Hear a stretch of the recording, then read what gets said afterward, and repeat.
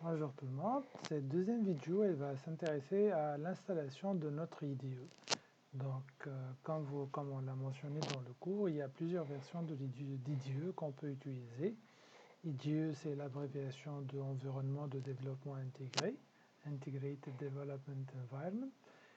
Donc vu la diversité des IDE, nous avons opté pour l'IDE de IntelliJ.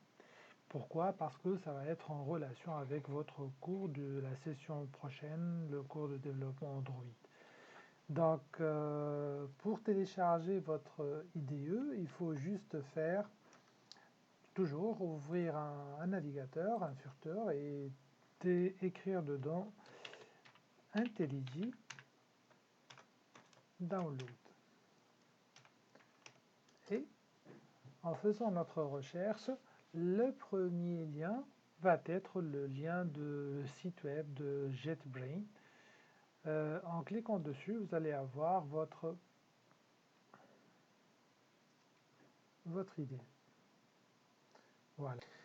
Donc c'est la société JetBrains qui est responsable du développement et de la maintenance de ce logiciel-là, et elle propose différentes versions. Nous avons la version Ultimate, qui est une version professionnelle, on va dire, et la version Community, qui est la version libre, service, open source et libre d'utilisation.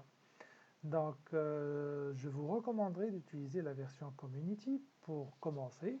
Et si vous vous sentez à l'aise avec ce logiciel, vous pouvez acheter une licence pour travailler dessus. Mais la version Community suffit largement pour les besoins de ce cours. Comme d'habitude, vous devez choisir votre système d'exploitation. Est-ce que vous travaillez dans un système environnement Windows, Mac ou bien Linux? Et selon la version que vous allez choisir, le système d'exploitation que vous allez choisir, vous allez avoir la version en téléchargement. Donc nous, on travaille toujours sur un système Windows et on va utiliser la version Community, et le fichier qu'on veut télécharger, c'est un fichier exécutable pour lancer directement l'installation. Donc, qu'est-ce qu'il nous offre la version Community? Elle nous offre plein de services, le développement Java, le développement Kotlin, le développement Groovy, Scala, le développement Android, l'utilisation de Maven, Gradle, tout ça, vous allez le voir dans l'environnement Android plus tard. Les gestions de version, Git, SVN, vous avez un debugger aussi. Et les autres options ne sont pas disponibles parce que ils sont plus dans la version professionnelle. Vous allez le retrouver dans la version professionnelle. Donc, on clique sur Download, lien de téléchargement. Ce téléchargement, il est un peu plus lourd que celui du JDK, ça dans les alentours de 580 mégas. Donc, une fois vous lancez votre téléchargement, comme on l'a dit la dernière fois, si vous utilisez un utilitaire de téléchargement, il va faire ça pour vous. Si vous n'utilisez pas un utilitaire de téléchargement, vous allez l'avoir que ce soit ici ou bien dans la rubrique Download de votre navigateur. Voilà, comme une fois votre téléchargement terminé, vous allez avoir le fichier le fichier exécutable qui se trouve dans votre répertoire de téléchargement. Et la dernière version à la date de l'enregistrement de la vidéo, c'est la version 2020.2.1. Donc c'est la version 2.1 de IntelliJ. Et c'est cette version-là qu'on va adopter dans notre cours. Donc l'étape suivante après le téléchargement consiste à installer cette version.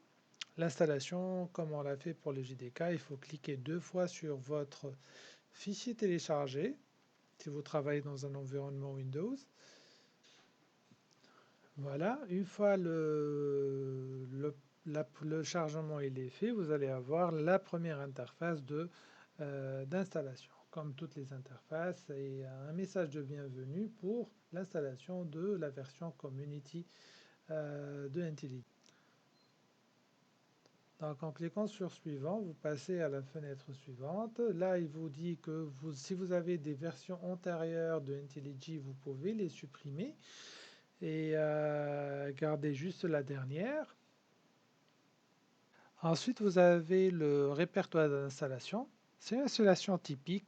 N'oubliez pas que vous devez libérer de l'espace dans votre disque dur parce que là, il requiert 1,1 GB pour faire l'installation. Donc assurez-vous d'avoir autant d'espace nécessaire pour faire cette installation.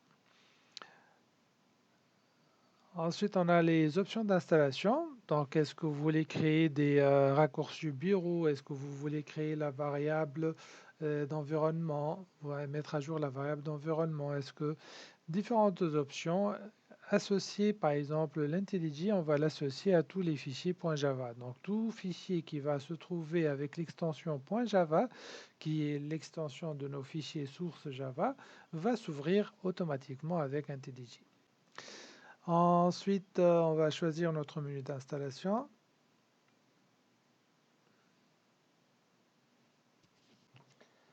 Une fois l'installation terminée de votre environnement de développement, le message suivant s'affiche et vous pouvez soit exécuter votre IDE, soit cliquer sur Finish en cochant cette case, soit cliquer sur Finish directement et le programme d'installation va se terminer.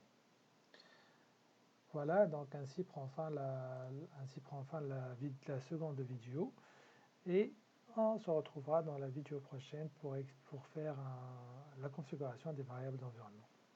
Merci beaucoup.